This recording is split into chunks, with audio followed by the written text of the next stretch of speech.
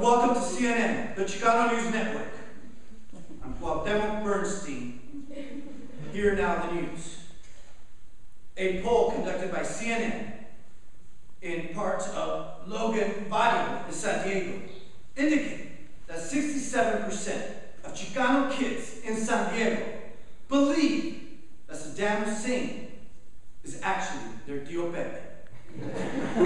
For international news, I believe we have a special guest, an Arab Chicano personality known globally in activist circles. Please welcome to the CNN studios, Saddam Hussein. What? Saddam Hussein, welcome. Man, where'd you get your glasses at? After that, you know, I haven't really met many Arab Chicanos, and where in LA are you from? What a stupid ass question. Where'd you go to school? UC San Diego or something? Chinga, that's right. So went to San Diego State. You know there were several barrios. You have less nose. You wouldn't been so elitist. You got better glasses and shit. Anyways, I'm from East LA. Well, the last time I was there, East LA is pretty big. Where in East LA? Did you go to UCLA? You hold it. I'm from Middle East LA. Tell us about your studies. I believe you're doing studies about the relationships between Latinos and the Arab community. Oh, so like you're like fitting in with your diction and shit, or what? You mean Latinos? Albeit. Chinga. Anyways, yes. Well, first, before 9/11, everything was going fine. I was working at the airport, and they fired me for no reason. Oh, that's preposterous. Now, my cousin Muhammad, he hooked me up. I'm working at 7-Eleven, and it hurts. Thank goodness for the American educational system, I started a PhD at UC Northridge. Congratulations. Thanks for everybody for not getting that fucking joke. Northridge is a state school, almost. Anyways, I am studying with Rurak Akunak. And I'm doing a PhD on the similarities of Chicanos and Palestinians. I already have 3 chapters done. I'll be graduating in spring. My first chapter, Chicanos want the homeland back, Palestinians want the homeland back. What on that? My second chapter is, Chicanos are hairy, Palestinian women are hairy. Hold on and say, hey, hold on, Mr. Plato. That is scientific information. I've done barrel by barrel by barrel. If I was a white professor, you would not be questioning my shit.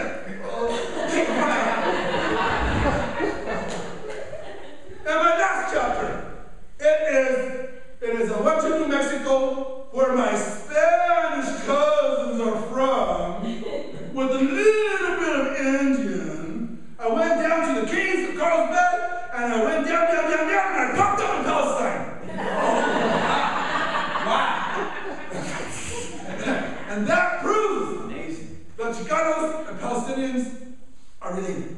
And now I believe we have the community report for a very esteemed lady, who's the paragon of body beauty. Please welcome Tia Lucita.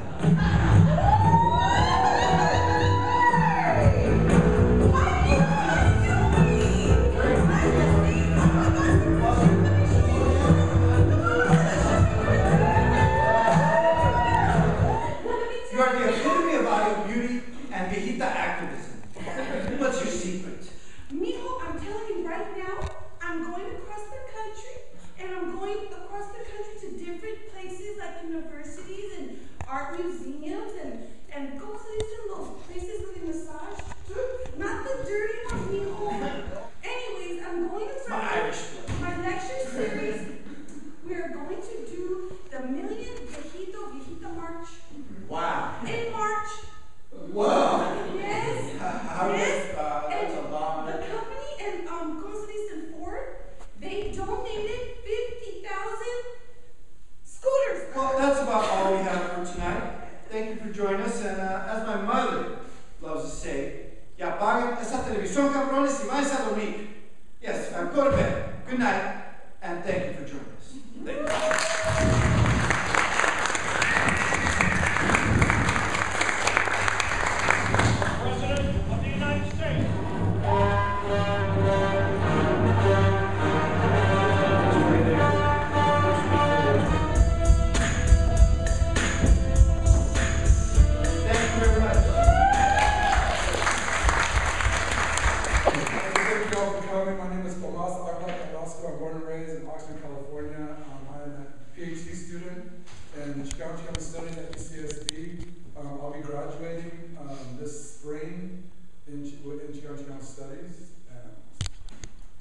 Yes, I'm at UC Riverside. I'm getting a PhD in English out there.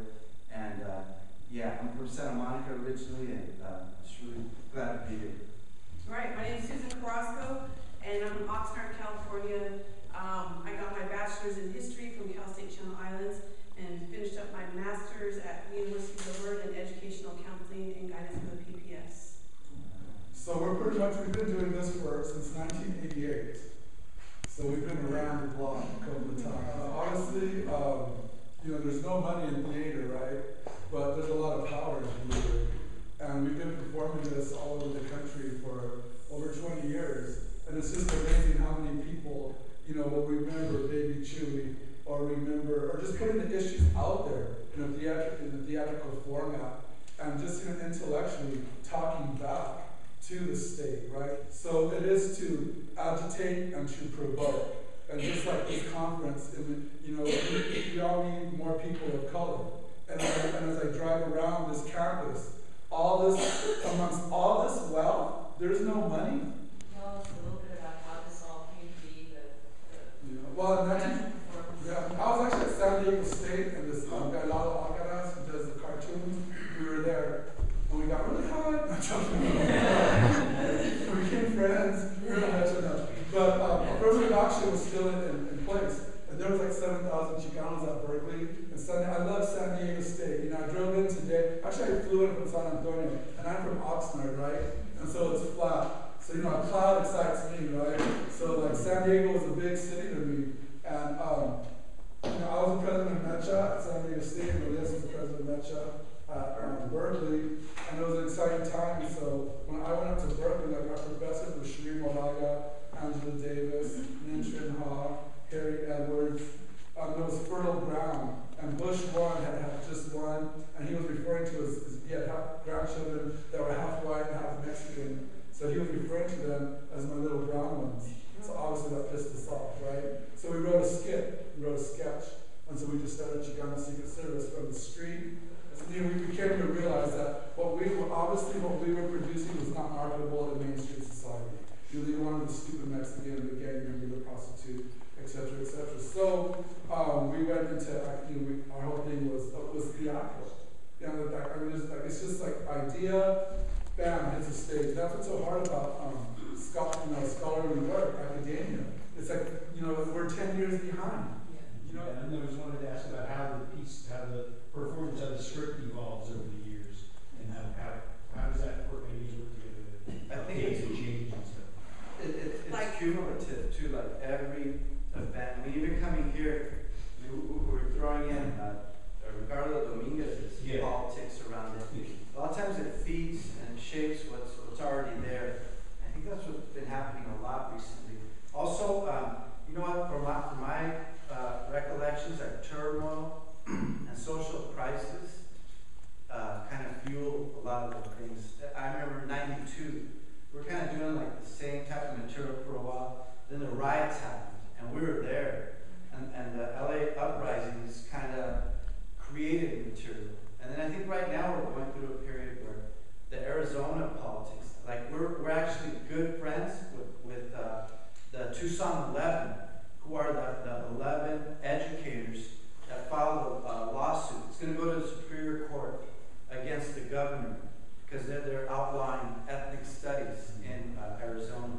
And so a lot of that material has fed our material.